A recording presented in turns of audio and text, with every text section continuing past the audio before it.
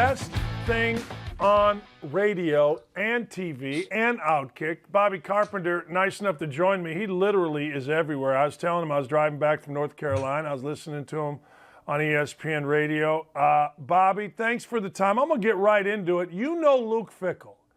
Luke Fickell right now is as hot as any guy. NFL coach is being mentioned. You think Luke Fickell would leave this year, would leave Cincinnati this year? You know, I think there's a possibility of it, Dan, but it would have to be the right job. I thought Notre Dame could potentially be the job, but like you said, the what was it? The cloth doesn't pay. Is that what the little deal that we had last collar? The collar don't pay. Baby. So I don't know if he was trying to extract every dollar. I do know this: Luke Fickell is not going to leave before his team gets to play Alabama. I mean, regardless of how that game turns out, he has invested with these guys. He has told them and given them everything. They've in turn done the same for him. And in an era now where we value the dollar over everything and new opportunities, I don't think Luke Fickell is going to go anywhere until he at least finishes this season. And, frankly, I don't really see him as much of an NFL coach. And not that he couldn't do it. I think he really could. It's just the fact that, some guys, you feel like they're maybe more equipped for college. They like the development of young men. I think he enjoys the recruiting aspect of it. I think he likes living in Cincinnati. I think now probably the only job that he would potentially leave for at this point is Ohio State. And if Ryan Day ever chose to leave. Wouldn't that be awesome, right? You're at Ohio State, you leave, you do so well that you come back. That'd be fantastic. I mean, I don't want Ryan Day to leave. I'm an Ohio State fan, but that would be unbelievable, really. It would be like you said, unbelievable. I would like to see Ryan win one before he goes, because LSU has 3 coaches in a row that have won national championships with Saban, Les Miles, and then Ed Orgeron. So there's obviously going to be high stakes at LSU for Brian Kelly. The last 2 coaches at Ohio State, Jim Tressel, Urban Meyer, both won national championships. And let me tell you this, Dan, because I know you're a football guy, you're a basketball guy, you love it all. I'm going to have to do some research on this. So the last 2 coaches at Ohio State had both made Final Fours, in Jim O'Brien and Thad Matta. Chris Holtmann, I would venture to guess, will get Ohio State to a Final Four before it's all said and done. The last 2 coaches at Ohio State have won national championships. Ryan Day's been knocking on the door. He's been close. If you could have 3 guys in your 2 primary sports do that consecutively, I'm not sure that there would be a better, 25-year run that you're going to find, with consistency among coaching transitions in your 2 major sports at any program. Back a while when Billy Donovan was winning 2 national championships and Urban was winning, I guess, 2 there too as well. Yeah, that was about as good as you could possibly get, but that was a little more short-lived. That wasn't guy after guy. Did Spurrier win a national championship? Did. And there was a couple coaches in between. I think that. Oh yeah, Urban replaced what's his face, the recruiting guy, Zook. Yeah. It's interesting because I do think Ohio State. How do I put this? Is when you look at Gene Smith and you look at the coaches that they have and have had, it's set up for that, right? I mean, Indiana's not set up for football to win a national championship. I mean, they've done a lot of things, but it's not. Ohio State's totally set up for that. I think in every sport, probably. Then there's not that many. They do a good job. I mean, Gene's done a really good job of emphasizing things. And the thing, I talked to Rick Neuheisel a lot about this the other day. And, he was at UCLA, out at Washington, been mostly in the Pac-12. And everybody talks about emphasizing athletics. And that's something that's going to be really important to them. But there's usually a disconnect between the emphasis and then the actual commitment.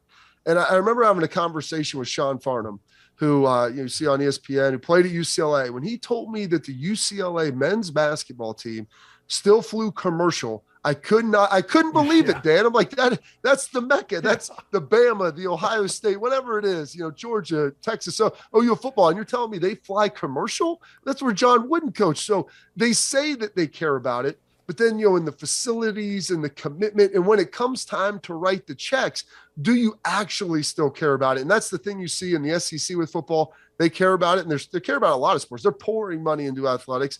Some of the Big Ten schools are starting to do that a little bit more.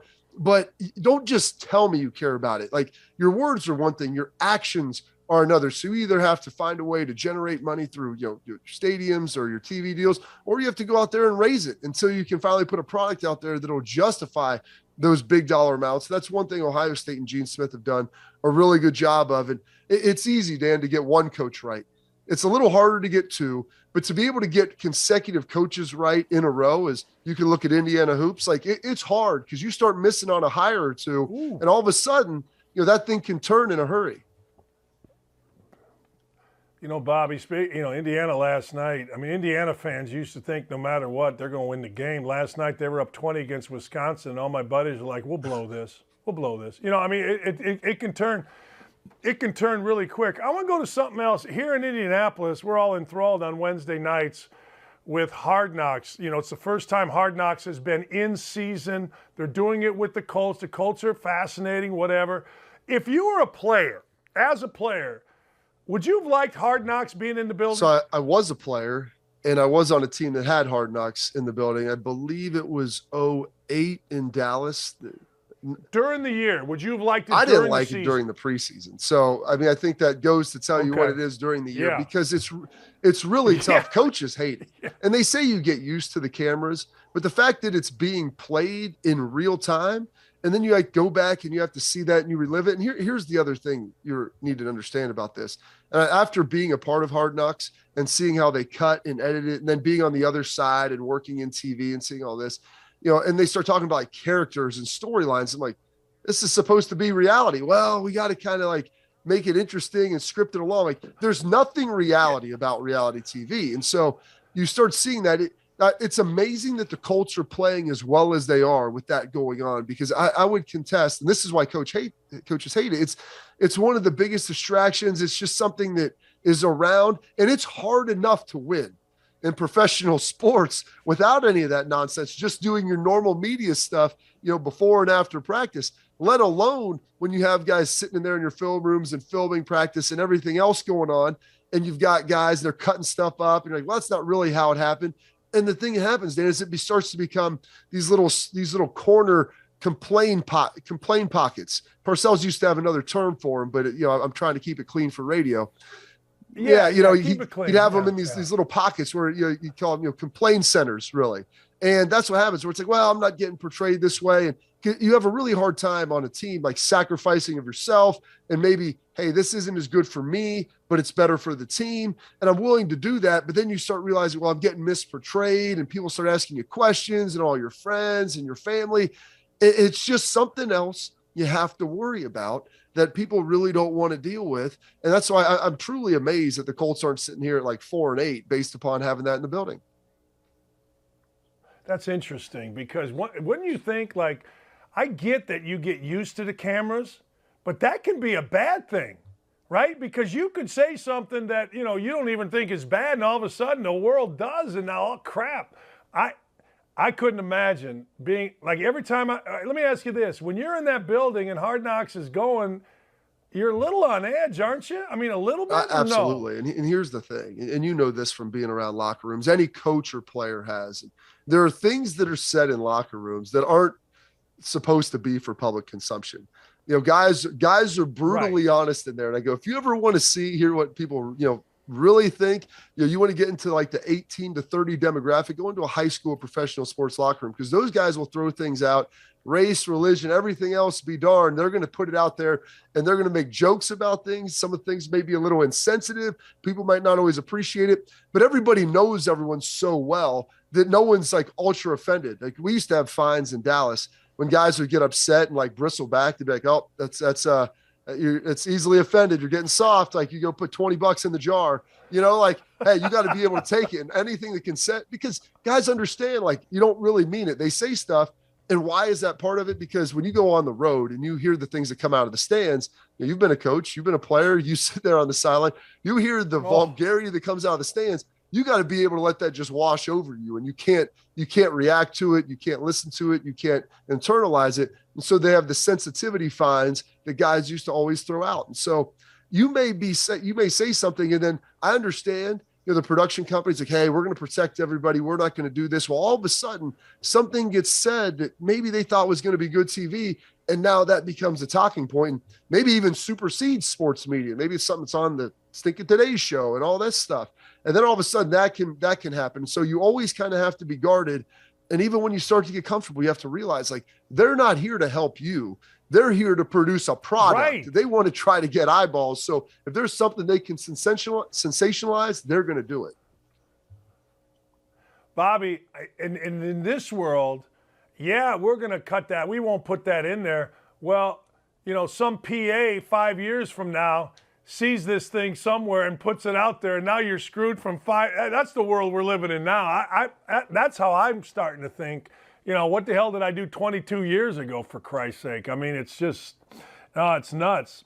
That's a great perspective. I'm glad to hear you say that, because I've had so many people around the coach. No, it's great. Yeah, okay. Hey, no, it's Dan, as a fan, I love watching it. It's entertaining. I do too. But as a player or a coach, yes. It is not good for you at all. Bobby, my fat ass last night, I'm sitting there doing my homework for this show, drinking a glass of wine, watching it. It's great. But I don't want to be in the middle of that crap. Not even no. Hell no. All right. The Patriots are the clear favorite in the NFC. Are they the I don't clear know favorite? if you can – I don't think you can say, Dan, there's a clear favorite in the AFC. I mean, you start looking around. You know, Baltimore's sitting there at 8-4. You know, they've lost all of their running backs, about half their defense. One of their top corner, Marlon Humphrey, just tore his pec. He's done. Like, they're hanging on. And I know John Harbaugh and Lamar Jackson, they're going to nurse this thing to the finish line. They're probably still going to make the playoffs. But I don't think you can really value them as a legit contender. Kansas City looks to be coming on. You know, the Chargers, 1 week they're great, 1 week they're terrible. Tennessee, you know, they've had some ebbs and flows up and down. You know, heck, if the Browns beat the Ravens this week, you're going to ask questions, how good are they? We thought Cincinnati looked like they were ready to make a push, and then all of a sudden they take a step back. So I don't think you can say there's a clear favorite, but there's two areas that I like to bet if I'm going to make a bet on teams. I'm going to bet on coaches, and I'm going to bet on quarterbacks. And I do know this. Yes. Bill Belichick is a heck of a football coach. Pat Mahomes is a heck of a quarterback. Lamar Jackson is a heck of a quarterback. Like, those are teams that I'm going to look at and say, the coach will have a great scheme and be ready to go. And Andy Reid, I put in that category as well. And John Harbaugh too, but they've got great schemes. And then those two guys, they have quarterbacks that can always go make a play for you on the AFC side. And so that's when I'm going to look at this. You know, I don't know if there's a clear-cut favorite. I can't say that definitively. But what I can say is there's some teams that you do like because they've got a great signal caller and they have a coach who's been there and you know is going to be ready to go. You ever seen a game like that with all the runs and 3 passes? You ever seen that Here's before? the thing with Bill Belichick. And everybody, you know, Sean McDermott kind of bristled like, the greatness, you know, they didn't throw the ball, whatever. And here's the thing, man. Bill, we throw out all these stats. You want to be balanced. You need to be this. You need to be that. Bill said there's 2 things. The offense's job is to score the ball. The defense's job is to stop them. And the team's game objective is to win. There was a game where he came out with Tom Brady where he threw the ball, I think, 21 straight times. I think he did it almost with Mac Jones this year too. And then there's games where he comes out, like you saw, given the weather and everything, where he runs the ball just about every play. And probably he regrets, I guarantee you, the 3 passes that he threw, because it's not about balance. It's not about all these arbitrary stats. It's what does it take to win this specific game? It doesn't matter our identity. It doesn't matter if we're used to scoring 50. If we have to win this game 9-6, we'll win this game 9-6. And that's how he approaches each and every week. It's like it's a season independent unto itself. And very few coaches have the ability to do that. Very few coaches, Dan, have the discipline to do that and say, what we're doing is not pretty. We're just trying to run the ball. We're going to keep hammering away. We're going to force them to lose the game, because that's what ultimately happens in most NFL games is someone loses it. It's not that, you know, someone usually makes a great play, which can happen, but someone usually a team will put themselves in a bad spot with a special teams blunder, a sack, mismanagement of the clock, something. And so Bill, he's that guy you're playing in ping pong who never tries to slam it on you, never hits the great shot, but he just keeps returning it, Dan. And eventually you try to get too cute and try to go over the top with one. You miss the table, you bury it in the net, and he gets the point.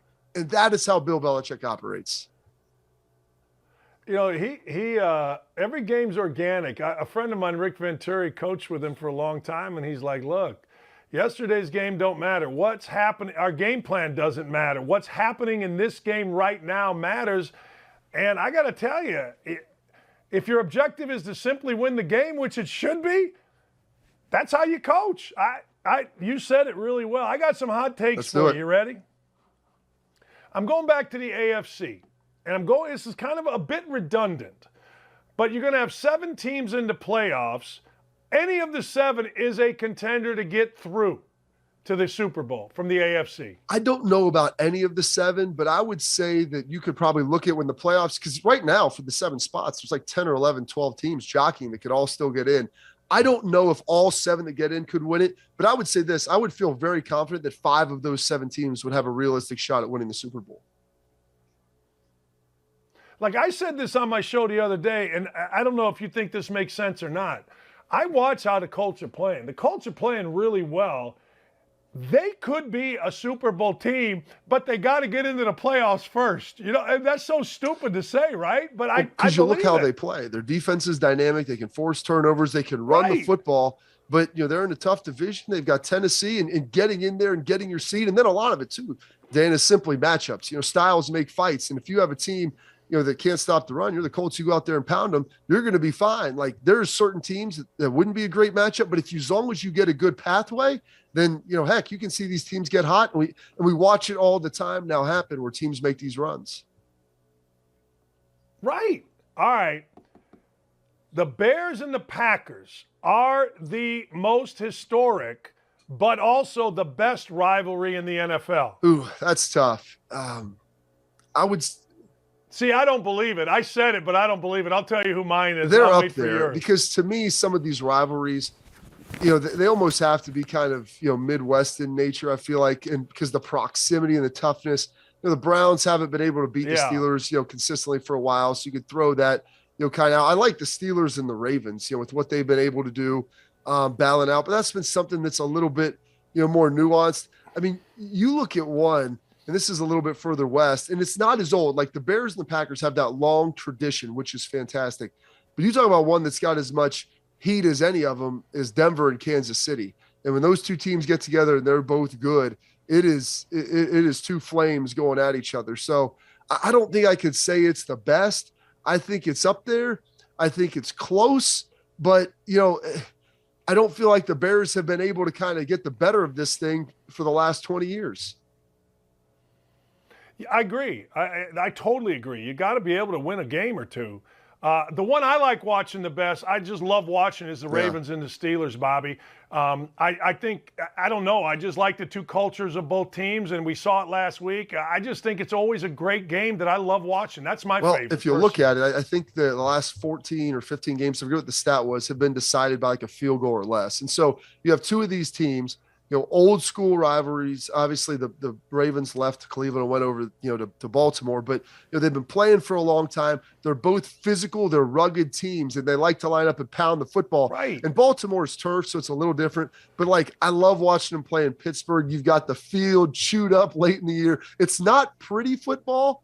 It's not something that you're going to sit there and want to show someone who's being introduced to the game for the first time, like, this is why you should be a football fan. But there's like a toughness and a ruggedness to it that doesn't seem to exist in today's society. So that's why I really like it. I agree. I agree. And I'm going to get to that toughness and ruggedness in a minute. The Cardinals are the team to beat in the NFC. Goodness, I think they got the Rams on Monday night this week. That'll tell us a lot, because the Cards, they're in Arizona, Dan, and let's face it, it's not the most passionate sports market for the Cardinals out in Phoenix. They're on the West Coast. They don't get a lot of attention. They've got a dynamic young coach, a dynamic young quarterback. The problem is they've been beaten up on defense. Like losing J.J. Watt, that's going to hurt them.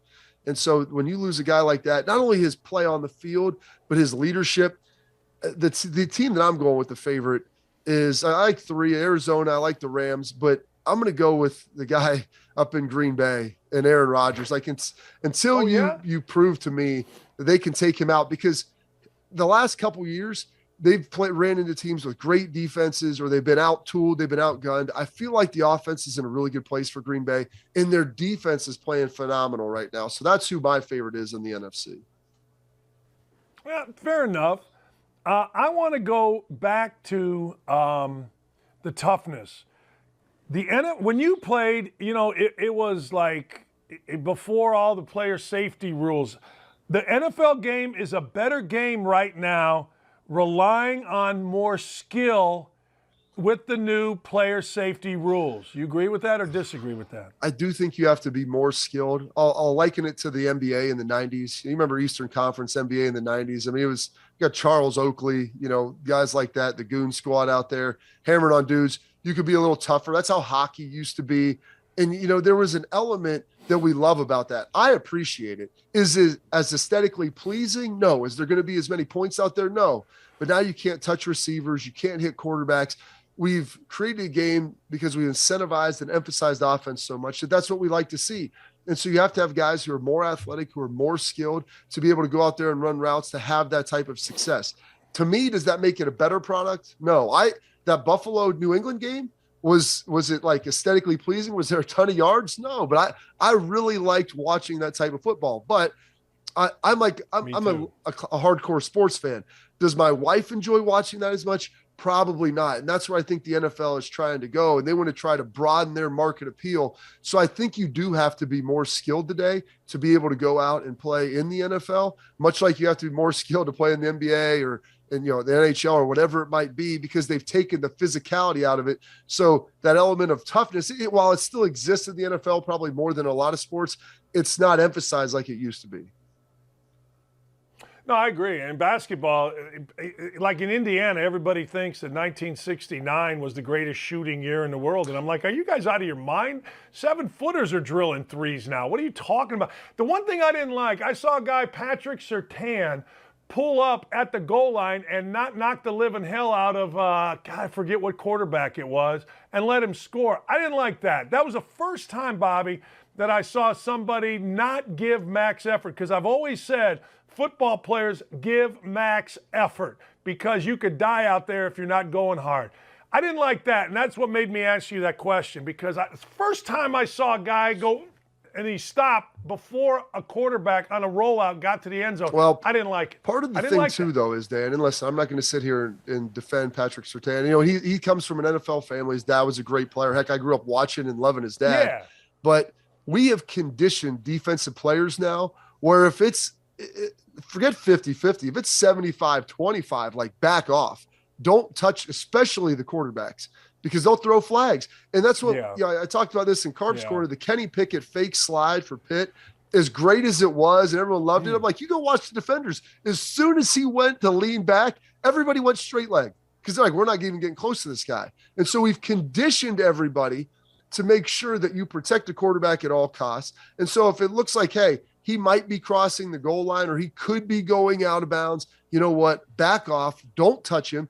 Because if you do, and even if we play results now, even if it's a clean legal hit, if you hit him and it looks bad or he gets hurt, those refs are going to throw the flag up in the air, and then they're going to send a FedEx to your locker, and you're going to find $50,000. I know. And that I wasn't really blaming the guy. You're exactly right. But I just like, you know what? That's a tough one right at the goal line in a close game. I already asked you this, so I guess I got to ask it again.